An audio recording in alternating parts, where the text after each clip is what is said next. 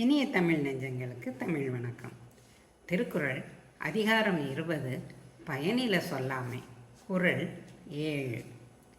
நயனில சொல்லினும் சொல்லுக சான்றோர் பயனில சொல்லாமை நன்று. அறம் இல்லாதவற்றை சொன்னாலும் சொல்லலாம். சான்றோர் பயனில்லாத சொற்களை சொல்லாமல் இருத்தல் நன்மையாகும். நயனில சொல்லினும் சொல்லுக சான்றோர் பயனில சொல்லாமை நன்று. Even if the wise men speak words without virtue, it is better for them not to speak useless things.